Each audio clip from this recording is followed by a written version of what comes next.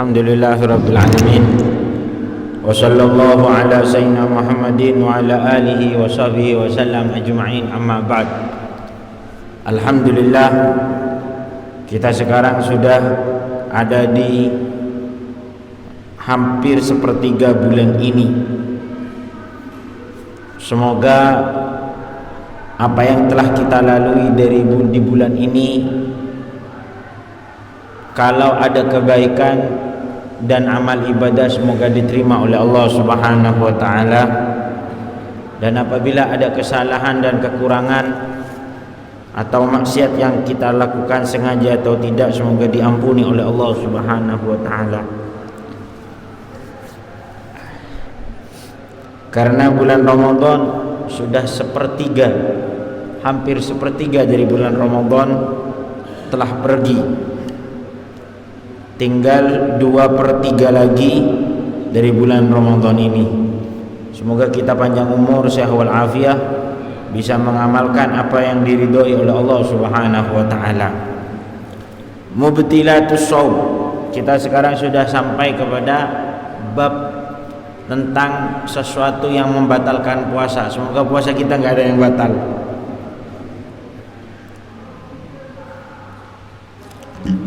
Mubtilatus shaum. Keterangan dari kemarin kami meneruskan atau melanjutkan dari keterangan yang kemarin yang telah diterangkan oleh beberapa teman kami sampai ke bab mubtilatus shaum, yang membatalkan puasa. Sudah dijelaskan dari kemarin, yaitu adalah yang membatalkan puasa dukhul ain, masuk perkara ke dalam tubuh kita dari jalan yang terbuka, dan kemudian sengaja muntah, kemudian berhubungan suami istri, wal jima', dan berhubungan baik itu sampai keluar air mani atau tidak. Kemudian hari ini kita akan membahas selanjutnya, yaitu adalah wa khurujul mani bimubasyarah. Keluarnya mani tanpa jima. Jadi mani keluar, sperma keluar di bulan Ramadan itu bisa membatalkan puasa, walaupun tanpa jima, walaupun tanpa berhubungan suami istri. Keluar mani yang bagaimana? Ketika keluar mani akibat bersentuhan. Jadi ini bukan berhubungan suami istri, tapi bersentuhan. Contohnya, orang laki dekuk ke bini nah. Jadi mun pada orang laki nekuk ke bini nah semangket. Atau mencium, suami mencium istrinya sampai keluar mani, maka sekarang hukumnya batal puasa.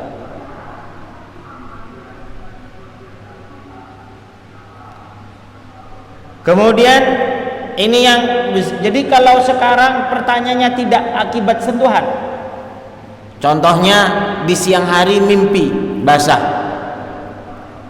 atau ngelamun, atau menonton sesuatu yang tidak layak untuk ditonton, kemudian sampai keluar mani,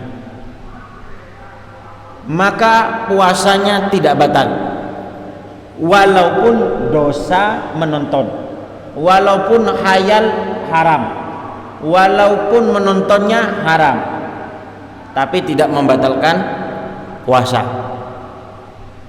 Tapi kalau bersentuhan, kayak seperti mencium atau sentuhan seperti ini,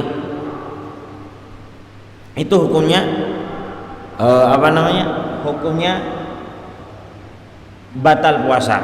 Hukumnya batal puasa.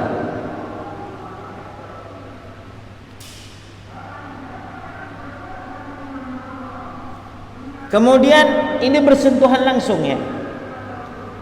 Kalau sekarang sentuhannya nggak langsung, maksudnya di atas kain, di atas baju, bukan seporan nah, agak vulgar, benih masuk ke dalam kelampi, tapi war luar kelampi. Ternyata tegangan tinggi, holas keluar. Gimana? Enggak batal. Karena ini bersentuhan tapi tidak menyentuh langsung. Ini menyentuh tapi baju. Yang dianggap maju. Tapi kalau bersentuh kulit dengan kulit, baru itu yang bisa membatalkan puasa.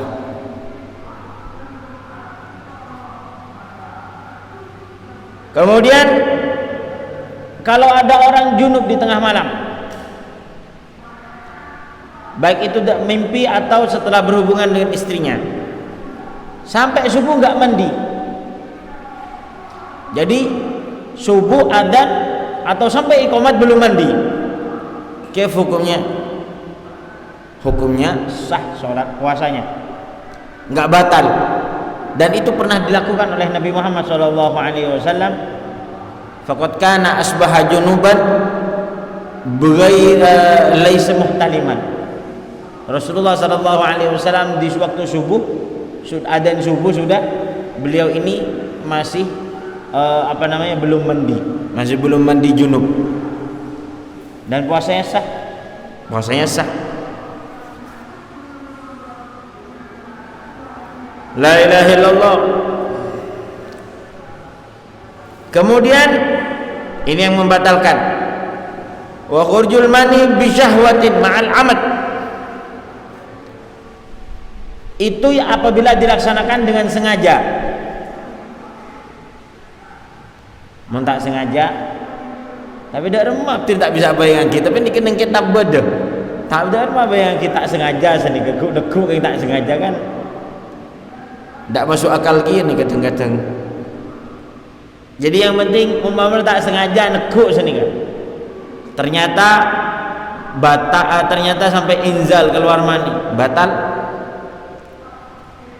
Kalau enggak sengaja enggak batal. Kemudian mengetahui kalau ini adalah sesuatu yang haram. Mengetahui kalau ini adalah sesuatu yang haram. Kalau enggak tahu maka enggak apa-apa. Ini semuanya berkaitan dengan makan, berkaitan dengan muntah, terus berhubungan suami istri, keluar mani. Semua ini bisa membatalkan apabila dilakukan dengan sengaja dan mengetahui kalau ini adalah tidak diperbolehkan. Jadi kalau ada orang makan nggak tahu yang membatalkan puasa, ternyata jadi yang dia tahu kalau membatalkan puasa adalah makan nasi dan minum. Berarti makan tiuti tak apa berarti dia. Orang yang tahu ning agama, dia jauh dari ulama, dia baru masuk Islam, waktu puasa makan apa? Makan tiuti. Yang kep tak betul lagi puasa. Ya mun rai sampang tak bisa ngucaknya nih kejak kafir yang sampang ngoning pun. Nika tergambarkan apabila ada di hidup di tempat jauh dari para ulama atau orang yang baru masuk Islam.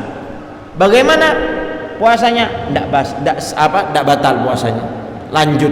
Kenapa? Karena orang ini nggak tahu tentang hukum. Kemudian yang membatalkan puasa adalah gila. Gila kan itu benih stres ki. Bada fitnah antara stres kelawan gila. Ya walaupun sebab gila ini adalah stres sekak itu loh. Tapi orang yang mana bisa stres ya di akal, makan hik nyaman dengan itu. Walaupun tak kita tedung, ini ke stres. Yang kita maksud adalah gila sudah hilang akalnya, konslet. Ini membatalkan puasa walaupun gilanya sebentar. Jadi beda orang beres dari gulaku. Temu kalau 12 siang stres orang. Temu lah pun tak ngelantur, nak agelak ke TV, batal puasanya. Kalau orang ini sampai ke positif kegilaannya. Walaupun sebentar, mun beda orang gila gak itu.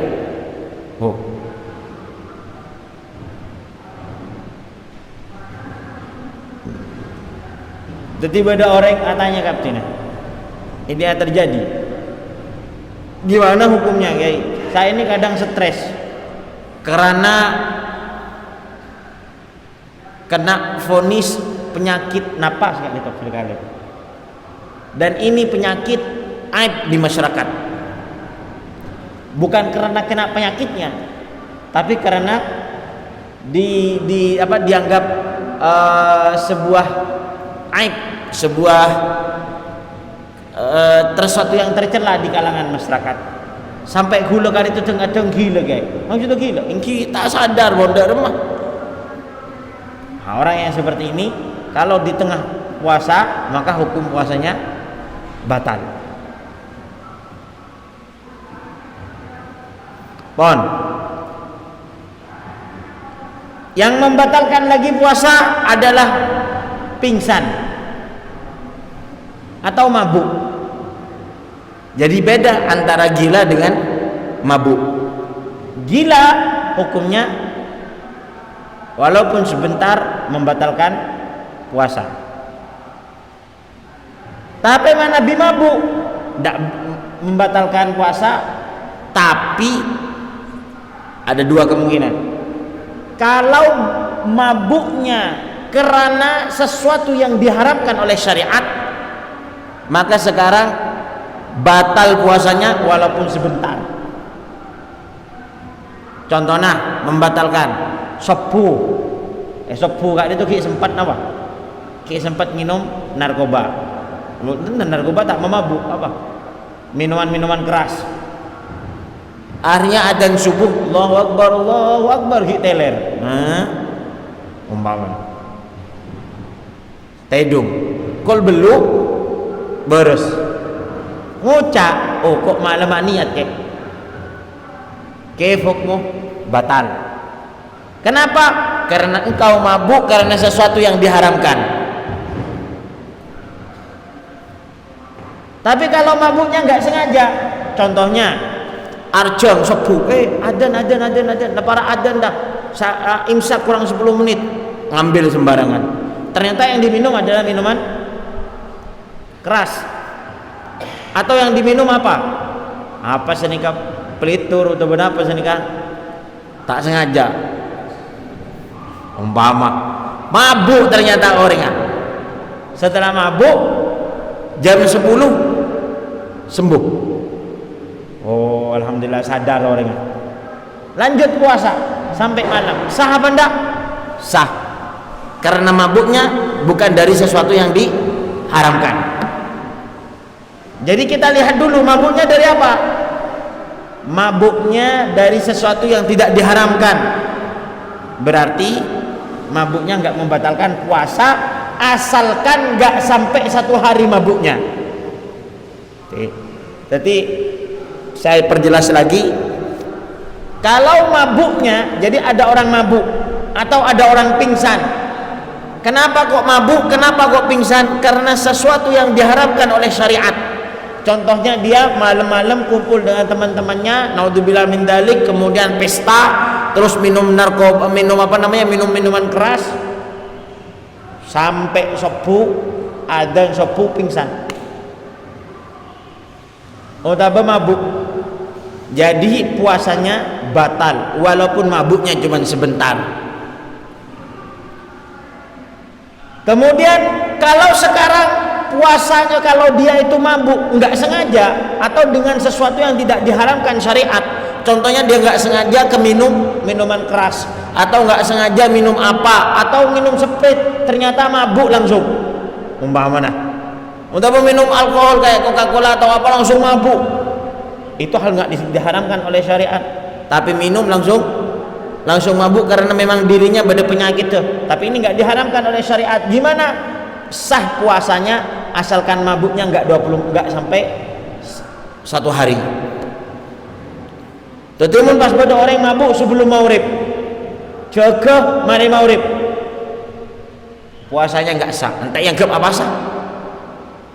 Tapi mun pada orang mabuk sebelum sepuh sampai maurib kurang setengah jam sadar, oh apa sah? Terus lagi pasane yang gep sampean. Pasane yang gep. Apa? Karena sampean mabuk bukan dengan sesuatu yang haram, terus sampean mabuknya tidak sampai satu hari full. Ki bersisanya walaupun cuma setengah jam. Ini mabuk. Beda halnya dengan orang tidur. Mun bada orang tidur yushbih bil maut, mun bada orang tidur menyerupai mati.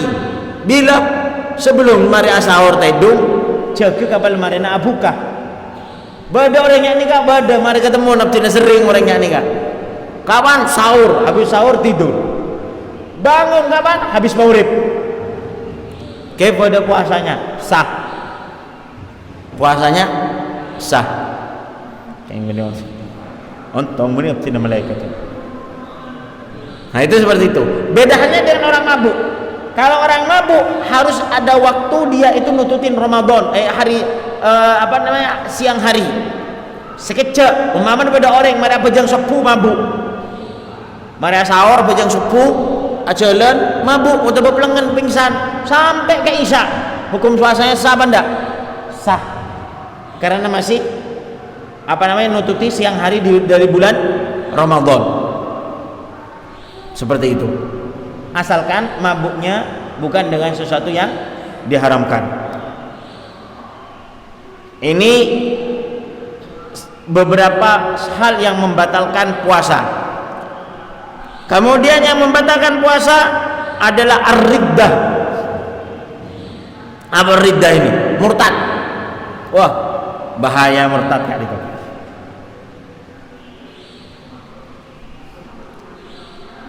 Saya urut dari malam. Beda orang aniat. Beda orang aniat. Aniat puasa Ramadan. Kemudian orangnya jadi beda orang aniat puasa Ramadan. Maka apa niat maghrib? Habis tarawih hatinya bilang, "Pola laku tak apa, sabar itu ya." Kemudian subuh, sebelum subuh sahur dia mau puasa lagi, harus niat lagi. Harus niat lagi. Begitu juga yang bisa membatalkan niat riddah. Murtad. Ada orang puasa. Ada orang niat puasa maghrib atau habis tarawih niat puasa. Kemudian naudzubillah min dzalik dia murtad, menyembah kepada selain Allah Subhanahu wa taala. Ternyata sahur sudah mu'alaf lagi, masuk Islam lagi. Maka dia harus niat. Karena niat yang tadi batal gara-gara murtad. Dan kita sudah mengetahui kalau murtad ini ada 3. Sebab-sebab murtad ada 3. Satu yaitu adalah pekerjaan. Contohnya menyembah kepada selain Allah Subhanahu wa taala dengan niat ibadah, bukan dengan niat penghormatan. Beda orang sujud kepada selain Allah niat ibadah dan niat penghormatan. Kalau niat penghormatan, contohnya ada orang tua, siom, entah tak benih mencium kaki, bukan semua orang yang mencium kaki itu sujud ya, enggak. Ini memang sujud ungguan, tapi sujud bukan menyembah kembuk, tapi menghormati ibu. Apa hukumnya? Gak murtad, cuman haram, gak diperbolehkan. Jadi sujud kepada selain Allah bukan niat ibadah, itu ndak bikin murtad, cuman haram, dosa, tapi nggak sampai keluar dari agama Islam. Tapi kalau menyembah kepada selain Allah Subhanahu wa taala, jadi dia itu menganggap ibunya Tuhan, maka sekarang ini yang bikin murtad. Tapi kalau cuma sujud tapi tidak niat menyembah, cuma sekedar penghormatan, contohnya ada pemerintah, ada juragan atau ada bos, dia sujud kepada bosnya, kaif hukmuh haram. Tapi tidak sampai orang ini keluar dari agama Islam, seperti itu.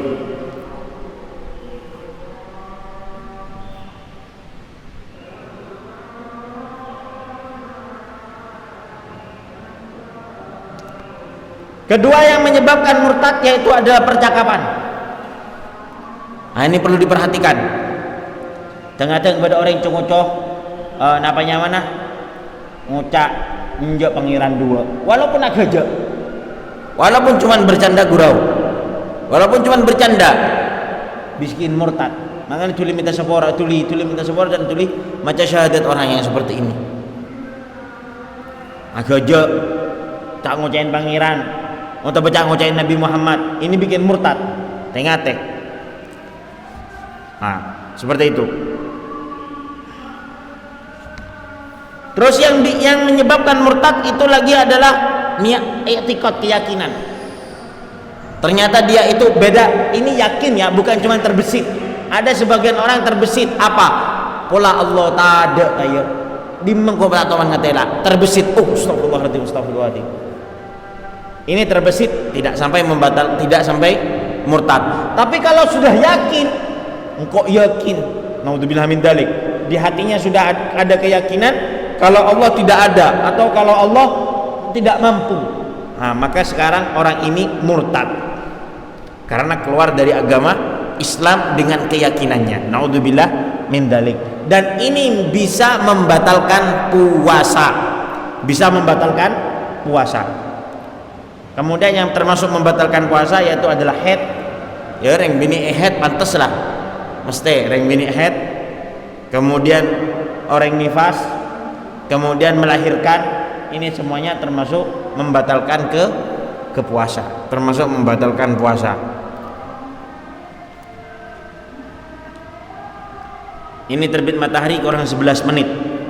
Silakan sebelum kami pindah kepada pembahasan yang lain, manabi pada pertanyaan tentang mubtila yang kami terangkan barusan atau pertanyaan bebas. Pertanyaan apa boy ya Toren di luar materi silahkan. Ya Toren.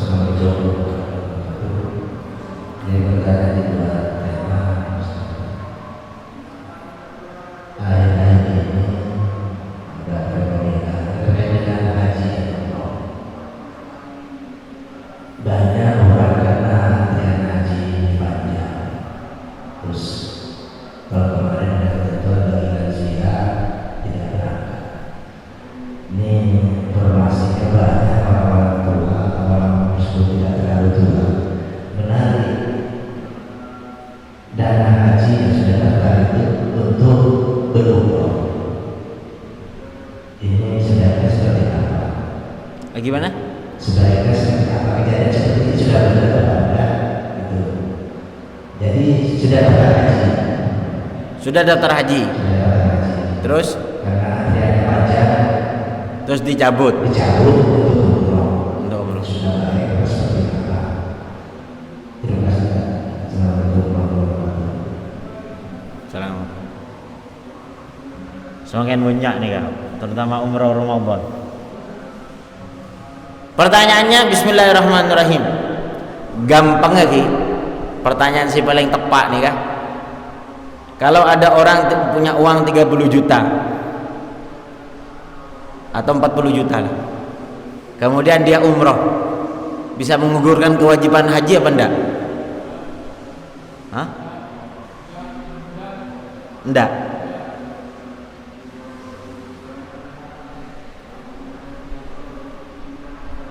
Bismillahirrahmanirrahim. Jadi ada orang mempunyai uang 40 juta. Pertanyaannya, apakah bisa membatalkan kewajiban haji apa enggak? Kita urut dari sini. Jawabannya, kapan dia wajib haji? Kalau mampunya dengan biaya dan waktu dan keadaan. Lah kalau sekarang umpamanya dari segi ukuran hidup, orangnya ampun 40 tahun. Sekarang kalau daftar, nggak tahu kalau di Jawa Timur. Saya kemarin waktu bulan Sya'ban ini ketemu dengan orang di Jakarta baru daftar 2 tahun. Di Jakarta Utara 25 tahun. Kor-koran umur nikah adalah 75 tahun. Jadi pertanyaannya, ini bukan menggugurkan kewajiban haji, tapi ini orangnya nggak wajib haji. Orang haji ini kalau mampu, sehat, kemudian keadaan memungkinkan, ada kendaraan, ada fasilitas. Jadi man istata'a ilaihi sabila seperti ini, dan dia mempunyai uang. Lah, kalau sekarang orang ini nggak punya uang, wajib nggak haji? Nggak wajib. 40 tahun, 40 juta bisa berangkat haji? Nggak bisa berangkat haji. Kalau mau berangkat haji, tunggu 30 tahun lagi. Berarti orang ini nggak wajib haji. Yang wajib haji kalau punya uang 300 juta sekarang. Lah, kalau punya uang 300 juta nggak berangkat haji, baru ini orang dosa. Karena sekarang berangkat haji umpamanya sekarang ada fasilitas kayak fasilitas furoda atau kayak fasilitas berapa, nggak tahu, saya nggak mau bicara travel, tapi umpamanya ada travel yang mengatakan 200 juta berangkat umpama. Kalau dia punya uang 250 juta, dia wajib berangkat sekarang. Kalau punya uang 250 juta nganggur ya, 25 juta ada di bank umpamanya, dia sekarang wajib berangkat. Kalau nggak berangkat, kalau cuma umroh nggak sah. Bukan nggak sah, nggak menggugurkan kewajiban haji. Tapi kalau cuma orang menyareng bisa kurang di 40 juta, apakah dia gugur kewajiban haji? Dia nggak wajib haji. Bukan menggugurkan kewajiban haji, dia nggak wajib haji.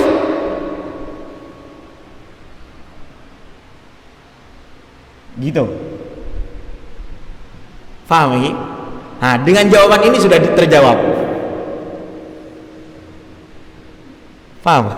Dengan jawaban ini sudah terjawab.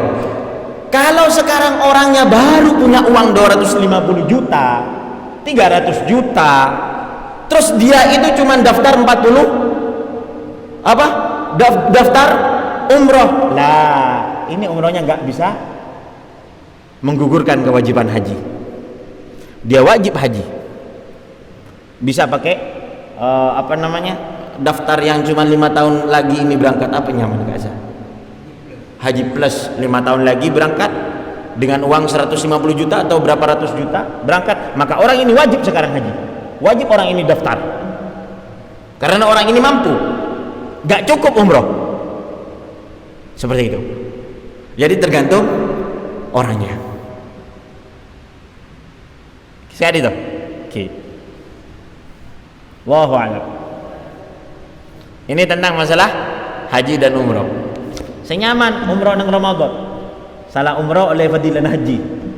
Umratun fi Ramadan ta'dilu hajjatan ma'i. Orang yang umroh di Ramadan mendapatkan haji pahala haji bersama Nabi Muhammad sallallahu alaihi wasallam. Apa? Yang punya uang berapa ini dulu? Hah? Oh, enggak, tetap nggak menggugurkan kewajiban haji kalau dia mempunyai uang banyak. Seperti itulah. Kalau cuma uangnya 30 juta, 40 juta, dia nggak wajib haji. Gitu loh. Dia nggak wajib haji. Jadi bukan menggugurkan kewajiban haji, dia memang nggak wajib haji.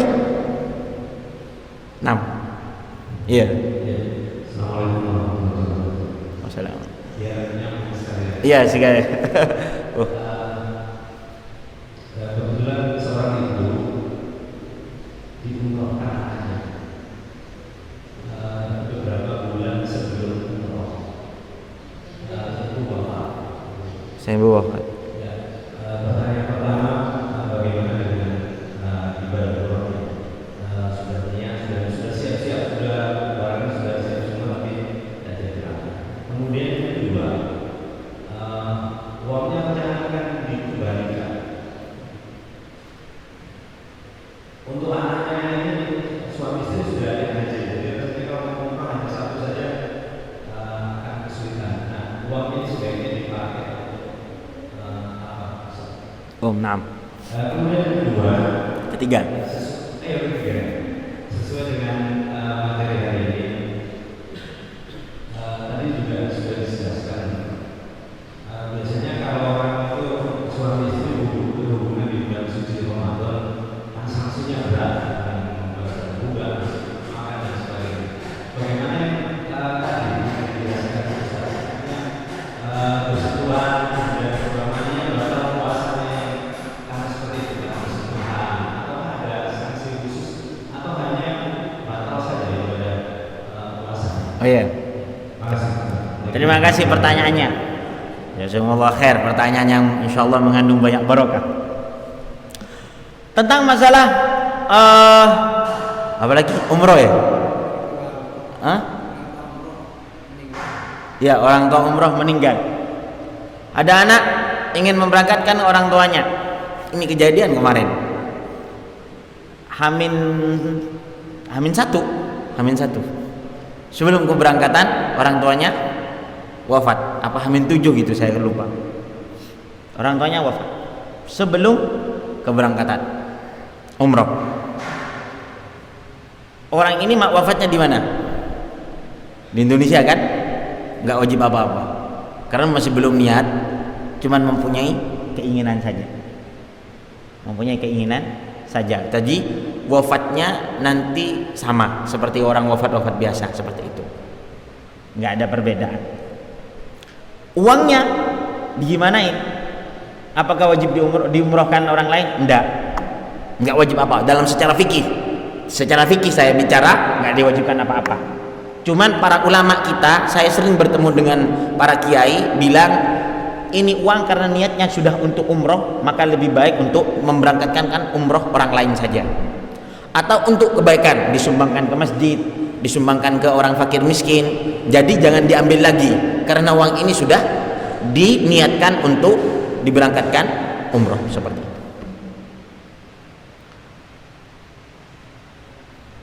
Faham? Iya, ada lagi yang paling penting perlu dibicarakan. Umroh ini wajib ya. Umroh ini wajib. Jadi kalau ada orang punya 40 juta nggak umroh, berarti dosa. Saya ulangi lagi. Umroh ini wajib. Dalam mazhab Syafi'i, menurut ulama Syafi'iyah, umroh ini wajib. Jadi kalau dia ini punya uang lebih 40 juta nggak dibutuhkan, maka sekarang umroh dia ini wajib umroh. Kalau nggak sampai umroh, maka dia sekarang dosa. Karena umroh ini wajib. Sama seperti haji. Cuman bedanya kalau haji ulama sepakat semua. Kalau umroh hanya beberapa ulama yang mengatakan wajib, terutama dalam mazhab Syafi'i. Itu seperti itu.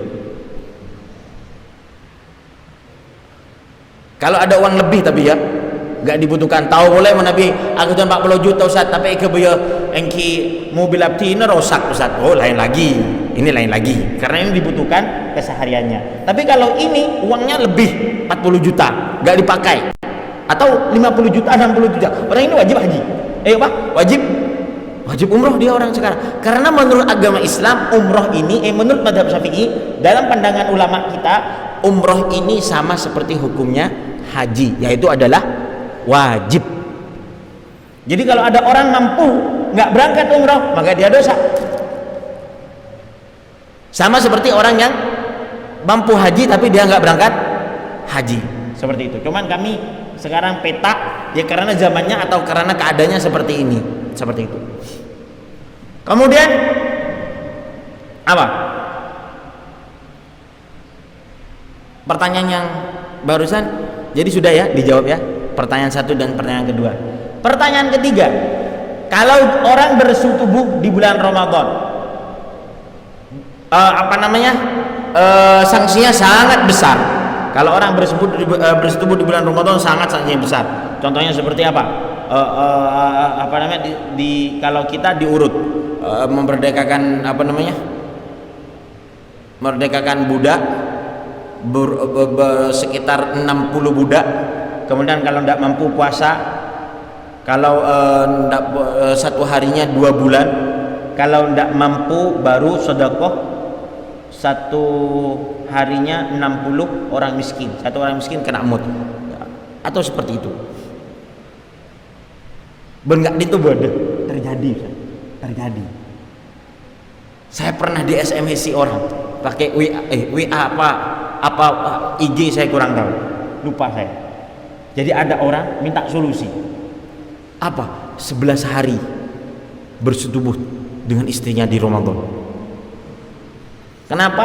Gara-gara nikahnya sebelum Ramadan. Wah, repot. Sampean tahu kalau dikalkulasi berapa? Jelas budak tidak ada zaman sekarang, nggak ada budak. Jadi dia itu pilihannya apa? Pilihannya puasa atau memberikan makanan satu harinya itu 60 orang miskin. Satu miskin setengah kilo lebih sedikit, yaitu 600 gram, 500,1 gram, seperti itu. Lah kalau kalkulasi 11 bulan 11 hari, satu harinya 2 bulan, berarti berapa? 2 tahun, hampir 2 tahun. Lah kapok uang ini, 22 tahun ini orang, 22 bulan, 22 bulan. Dan ini terjadi, ada. Sampai saya itu tanya, sampean sebelum berhubungan dengan istrinya sampean minum dulu ndak? Ndak, langsung. Waduh. Di perjalanan apa di rumah? Di rumah. Sampai saya gini kan. Ya sudah, pilihannya 2 ini sudah. Imma sampean puasa 2 tahun. Waduh, 2 tahun nggak bisa. 11 hari aja saya gak apa, 1 bulan aja nggak bisa, apalagi 2 tahun. Ya sudah, ngasih uang setiap harinya. Berarti kalau 60 mut 1 mut 6, berarti setengah kilo, berarti berapa? 30 kilo ya? Hah? 30 lebih sedikit, 30 lebih atau 32 atau 33 seperti itu kilo satu hari. Berarti kalau 30 kali 11 330 lebih lah, anggap 350 kilo. Harus ekologi. Ngucak gue ke orang ini kan. Dia bilang, afwan, suami saya ini orangnya nggak punya uang, kerjanya aja nggak nentu. Gimana? Mau nafkahin saya kurang-kurang. Aduh, hebat orang kerja. Ada mewujud, ini ada terjadi. Gimana kalau di zaman Rasulullah yang ngasih? Jadi ada orang pernah seperti ini lapor ke Rasulullah. Dengan Rasulullah SAW mau dimerdekakan budak, kamu merdekakan budak. Ya Rasulullah, merdekakan budak, saya aja kerja sendiri. Ya sudah, puasa 2 bulan. Ya Rasulullah, 1 bulan aja nggak kuat, apalagi 2 bulan. Kemudian orang ini apa? Kemudian ini dengan Rasulullah suruh ngasih makanan pokok 60 orang miskin, satu mut. Kata orang ini, nggak ada di Madinah orang yang paling miskin daripada saya. Sebenarnya saya yang dikasih, bukan saya yang ngasih. Hanya dengan Rasulullah dikasih. Ya udah ini. Karena beri salam Rasulullah sallallahu alaihi wasallam. Jadi kalau ini gimana? Sampean harus kerja dan nyicil. 360 kilo, 350 kilo ini sekitar 350 atau 300 pasnya saya kurang pas, apa 340 kilo atau 350, tapi hati-hati 350 kilo ini apa? Nyicil. Sebisanya sampean sampai lunas. Boleh? Boleh. Enggak langsung brek gitu, enggak boleh seperti itu. Lah, kalau sekarang batalnya karena sentuhan sampai keluar mani, gimana? Orang ini orang ini nggak wajib apa-apa, cuman batal puasanya seperti itu. Apa? Mengganti puasa. Nah, saya betul. Jadi batal puasanya dan wajib menggantikan puasanya. Tapi kalau masalah kalau masalah wajib ini 20 ganti 2 bulan atau enggak wajib apa-apa. Hakata. Karena yang diwajibkan hanya cuman kalau batal puasanya dengan jima. Barakallahu. Terima kasih masukannya. Seperti itu. Oh iya.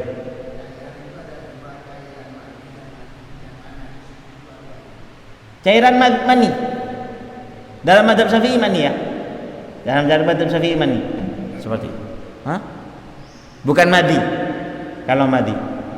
Dalam mazhab Syafi'i mani. Wala pembahasannya panjang ini, tapi saya langsung singkat aja. Dalam mazhab Syafi'i mani enggak? Madi enggak. Madi enggak. Seperti itu. Sudah? Oh, ya Torik.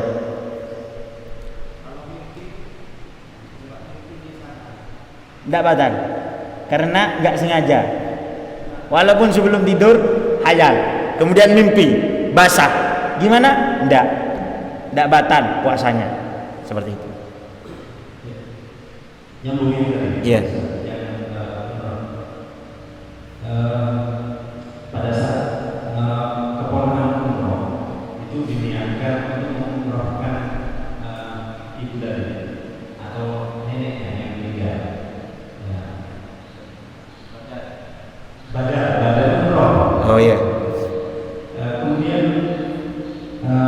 pertanyaan saya yang berikutnya, afdol mana uang ini dipakai untuk amal jariah?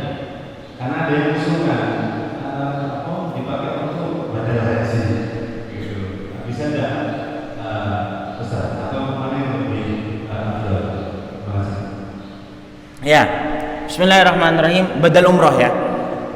Bagaimana kalau orang anak ini membadalkan umroh? Bagus, sangat bagus, seperti itu, sangat bagus. Jadi anaknya ini kan sudah umroh, dia pernah haji kan, tentu sudah umroh. Jadi ketika umroh dia bilang nawaitul umrota wa ahramtu biha an siapa? An nenek saya. Jadi atau bahasa matinya saya niat umroh menggantikan nenek saya. Boleh, boleh, seperti itu. Dan nanti umrohnya atau dia itu umroh sendiri, cuma nanti setelah umroh doa, ya Allah, pahala umroh saya hadiahkan kepada nenek saya. Bisa juga. Lah, cuman kalau yang pertama ini nawaitul umrota wa ahramtu biha an nenek saya, yang bisa cuma satu kali. Maksudnya satu kali, satu umroh satu kali. Jadi kalau mau menggantikannya lagi, ya sudah, umroh lagi, seperti itu. Umroh lagi, mengumroh lagi. Kalau menggantikan, kalau pahalanya ini dihadiahkan, bisakah dihadiahkan kepada orang banyak? Jadi ya Allah, umroh saya hadiahkan kepada nenek saya, kakek saya, orang tua saya, paman saya, semuanya boleh. Dan tidak ada yang berkurang. Jadi pangeran nikah menebi abri 100.000, dikit menebi bagi abri seket-seket ki, ndak. Tetap kan sampai dikasih 100, ini dikasih 100 seperti itu. Wala yang kusumin ujurihim sih. Pertanyaannya yang kedua, wah ini repot saya. Saya jujur agak sulit jawabnya ini. Uangnya gimana? Apa lebih baik dibuat badal haji, terus gantinya orang tua saya? Apakah mau dibuat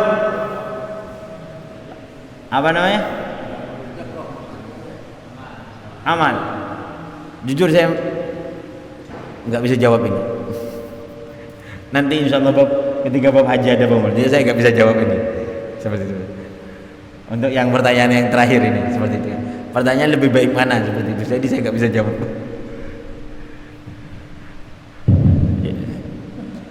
Boleh ya Toret.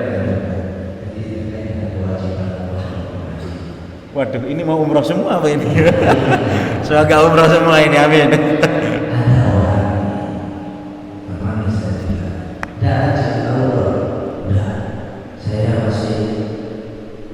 Belum bangunkan rumah anak saya apa?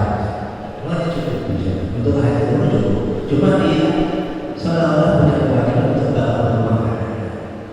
Atau nanti setelah rumah anak saya baru punya mobil, saya mesti mobilkan dulu.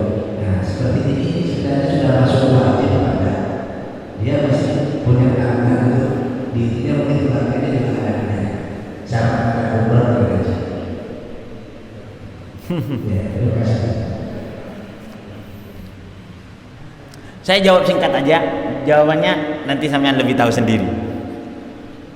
Orang tua wajib menanggung anak apabila anaknya belum balik. Wajib itu ditanggung anaknya, orang tuanya. Wajib. Tapi kalau sudah balik, maka nggak wajib, nggak ditanggung. Tapi karena orang tua kasihan, makanya ditanggung seperti itu. Ditanggung biaya kehidupannya dan gak wajib membuatkan rumah seperti itu. Saya bicara saya seperti ini loh, maksud saya kalau ada orang tua punya uang terus gak mau membuatkan rumah untuk anak, dosa apa enggak? Hah? Apa? Tidak dosa, karena nggak wajib. Paham ya? Nah itu seperti itu. Jadi ada orang punya uang, berapa punya uang? 1 miliar. Anak saya enggak, biar kerja sendiri. Saya nggak mau membangun rumah untuk anak saya. Dosa apa enggak orang tuanya? Enggak dosa, karena nggak wajib membuatkan rumah untuk anak. Ini jawaban kami, silahkan terusnya jawab sendiri. Allahu a'lam. Semoga ada manfaat dan barokahnya. Ya Toret. Assalamualaikum warahmatullahi wabarakatuh. Waalaikumsalam warahmatullahi wabarakatuh. Tetap masalah umrohnya itu. Alhamdulillah umroh lagi. Kemarin waktu bisa umroh belum sempat melaksanakan sa'i, karena waktu setelah tawaf kami saya hilang dan ketemunya setelah maghrib. Itu pun kami mau kami antar sudah capek katanya. Sedangkan waktu di Mekah kita sudah mau habis. Pertanyaannya, kalau kita mau bayar dam, bayarnya di Mekah atau di tanah air? Terima kasih. Dulu. Semuanya tahu sa'i kan? Ya, semuanya sudah tahu sa'i kan? Jadi ini kasusnya seperti ini. Ada orang duhur umroh hilang. Jadi dia nggak tahu sa'i, gimana mau sa'i ini sudah diem sampai maghrib. Ketemu maghrib, ayo sa'i, nggak mau saya. Mau apa? Mau langsung ke hotel aja. Ya sudah, silahkan ke hotel. Tapi nggak boleh apa-apa. Nggak boleh pakai harum, minyak harum. Nggak boleh ini, nggak boleh ini, nggak boleh ini semuanya. Nggak boleh rambutnya ada yang, karena orang ini masih umroh. Masih umroh. Nggak boleh apa-apa. Kalau masih ada kesempatan dia itu umroh, masih ada kesempatan untuk sa'i, dia wajib sa'i. Seperti itu. Dan sa'i ini hanya cuma 40 menit atau setengah jam. Enggak sampai seberapa. Seperti itu. Jadi dia mau pulang ke apa namanya? Mau pulang ke hotel, silahkan. Mau pulang ke hotel, istirahat dulu. Laku sok punah sa'i, ya toren. Jadi tedung ada pesoh sok punah langsung sa'i, ya toren, diperbolehkan. Seperti itu. Jadi antara tawaf dengan sa'i nggak harus langsung, boleh masih santai-santai dulu, ya toren. Mas ma'ano soko kilu, ya toren, silahkan. Cuman selama dia belum sa'i dan tahallul, dia wajib menjaga rambut dan dia tidak boleh melakukan sesuatu yang diharamkan untuk orang yang ihram. Seperti itu. Lah, kalau umpamanya sekarang orang ini sakit, saya mau bicara sakit sekarang ya, udah nggak bisa umroh, nggak bisa menunjukkan sa'i, dia sa'i sekarang. Sedangkan dia itu maurib, jadi isya sudah mau berangkat, sudah isya mau berangkat atau jam 10 malam sudah mau berangkat. Orang ini sakit sudah, nggak bisa melanjutkan. Apa yang harus dilakukan? Dia harus membayar hadyu bahasanya. Dan ini hadyu bukan di Indonesia, namanya hadyu, atau harus dikasihkan kepada fuqara, fakir miskin yang ada di Mekah. Banyak kok, termasuk pengemis itu termasuk fuqara wal masakin yang ada di Mekah. Yang penting ini dikasih ke hadyu, ini dikasih kepada Mekah, ditebus atau dibayarkan di Mekah, seperti itu, bukan di Indonesia. Jadi umpamanya dia ternyata pulang, lagi ya. Jadi sebelum sebelum hadyu dia ini harus cukur dulu, bukan langsung hadyu gitu. Jadi dia harus cukur dulu, tahallul dulu, baru dia nyembelih. Hakada. Kalau dia nggak bisa meneruskan,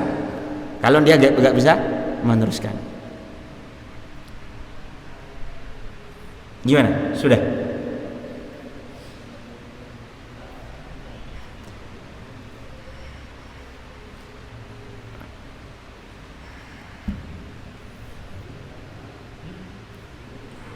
Ampun nih.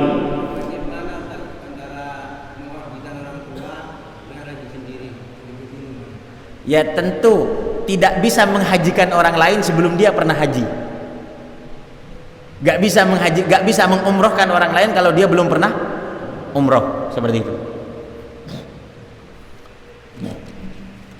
Jadi gak bisa menghajikan orang lain kalau dia belum pernah haji. Jadi dia harus haji dulu, baru bisa menghajikan orang lain. Nggak bisa mengumrohkan orang lain kecuali dia belum umroh. Nah itu nawaitul umroh ta'an nabi, nawaitul hajjah ta'an nabi, itu nggak bisa kalau orangnya dia belum pernah haji, seperti itu.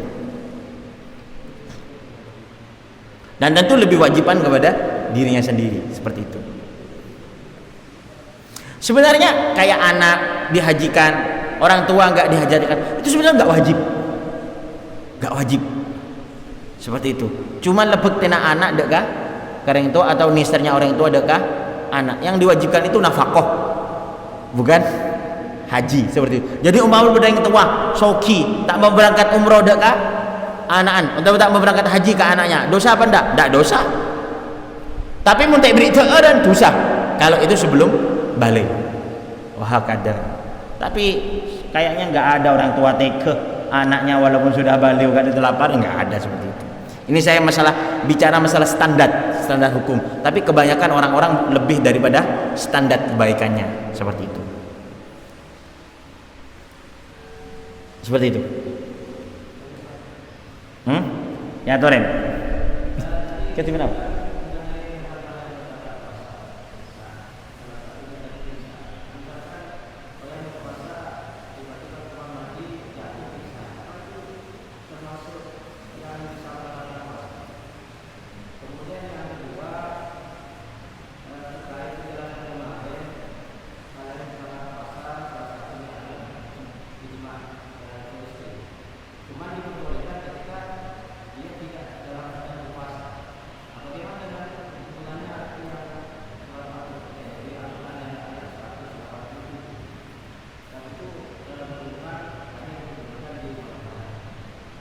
Oh iya, terima kasih.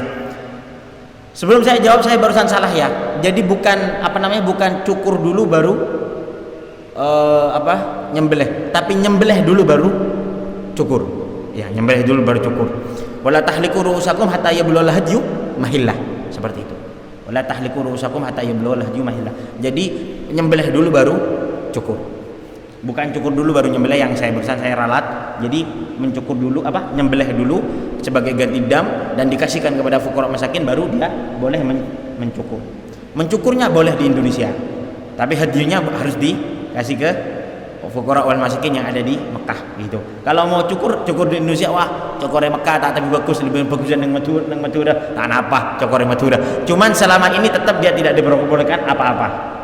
Sebelum cukur ini nggak boleh apa-apa, nggak boleh pakai minyak parfum dan nggak boleh. Baru setelah cukur dia bebas, seperti itu. Kalau ada orang yang sakit kayak tadi. Pertanyaan kedua, pertanyaan baru bersambian tentang masalah ada orang pingsan. Pingsan kenapa? Karena kena diabetes tinggi atau kena darah tinggi. Pingsan di kamar mandi, nggak apa-apa. Kapan pingsannya? Jam 8. Terus sembuhnya kapan? Sembuhnya nanti isya, nggak apa-apa, tetap dianggap puasa orang, sah. Karena pingsannya bukan karena sesuatu yang diharamkan. Orang diabetes ada hukum, orang darah tinggi nggak ada hukumnya, seperti itu. Paham ini? Jadi kalau selagi pingsannya nggak sampai 1 hari full, seperti itu loh. Nggak sampai 1 hari full, itu tetap dianggap sah puasanya. Kedua, masalah tentang keterangan kemarin boleh jima apabila di bulan, sebenarnya gini, itu bukan boleh jima ya, tapi sebenarnya ini ya, bukan masalah boleh jima gitu ya. Umpamanya orang ini ada di perjalanan sekarang, dia kan boleh nggak puasa. Kalau nggak boleh puasa, boleh nggak puasa, berarti dia kan boleh makan, boleh minum, dan boleh jima. Paham?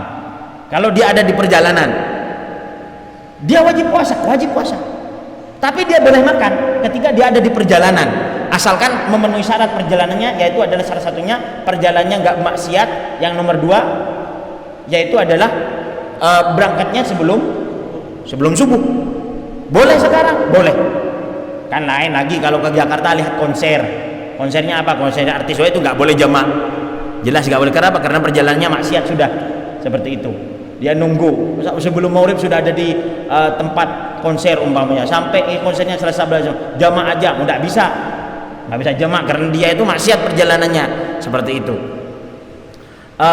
Kedua yaitu adalah berangkatnya sebelum subuh. Jadi kalau sebelum subuh dia itu memang di perjalanan, mau kumpul dengan istri, boleh apa enggak? Boleh.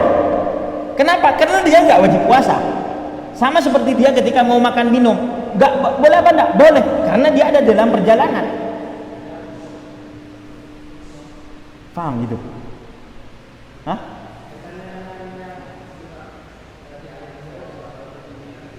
Ya, uhilla lakum lailatul siyamir rafasu ila nisaikum, di malam hari. Itu kalau nggak di perjalanan. Kalau di perjalanan, saya mau tanya di jenengan, orang di perjalanan, orang puasa boleh nggak makan siang hari? Hah? Orang puasa sekarang saya boleh makan nggak? Nggak boleh kan? Sekarang ini saya ada di sini, boleh nggak diberi minuman? Mau nolak minta minuman semakin, malah diri gelap pun arjong nih. Boleh apa nggak saya minum sekarang ini? Nggak boleh. Batal kalau saya minum, batal. Kalau makan saya sekarang ini, batal puasa saya, batal. Boleh, haram. Lah, kalau sekarang saya ada di perjalanan, berangkatnya mulai dari tadi sebelum subuh, saya sekarang ada di perjalanan mau ke Jakarta, boleh nggak saya minum? Boleh. Batal puasa saya, batal. Boleh minum? Boleh, nggak haram. Sama seperti ketika berhubungan dalam perjalanan, mau berhubungan dengan istrinya, batal puasanya? Batal. Haram? Enggak. Kenapa? Karena ada di perjalanan. Tapi batal ya, tetap batal loh. Bukan berarti diperbolehkan terus gak batal, tetap batal. Sama seperti boleh minum di perjalanan, batal puasanya tapi tidak haram. Sama seperti berhubungan dengan istri di perjalanan, berhubungan dengan istri di perjalanan boleh, tapi bukan berarti tidak batal puasanya, tetap batal. Gimana? Yang berkaitan dengan ayat ini maksudnya kalau berjima di siang hari batal, kalau di waktu malam tidak batal. Terus hukumnya haram kalau di rumah atau bukan di perjalanan. Kalau di malam hari tidak batal puasanya, juga diperbolehkan. Seperti itu. Paham ini? Perbedaannya bukan dicampur adukkan, maksud saya seperti itu. Bukan berarti di perjalanan pas ketika jima tak batal puasanya. Enggak, tetap batal. Cuman sekarang masalahnya boleh atau tidak di perjalanan. Di perjalanan seperti itu. Paham ini? Bukan berarti seperti itu. Paham ini Lestari Amon?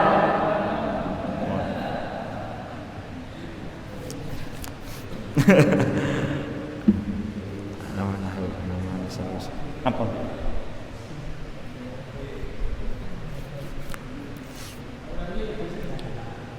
Ireng, mana bi masih mau ditanyakan?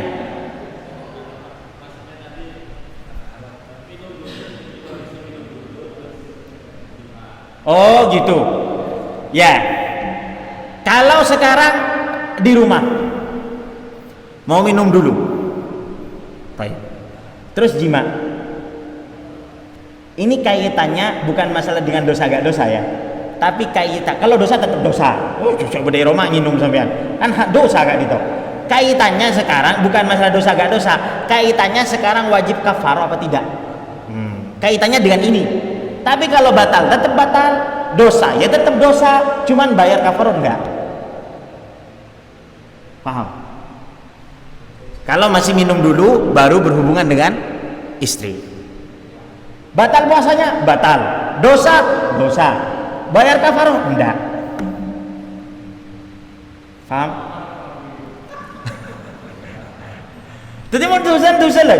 Jangan dikira kalau minum dulu kemudian berhubungan dengan istri enggak dosa. Dosa. Minumnya sampean sudah dosa. Seperti itu. Makanya sebi saya beri tulisan neng kamar kan itu, dilarang mendekat, berbahaya.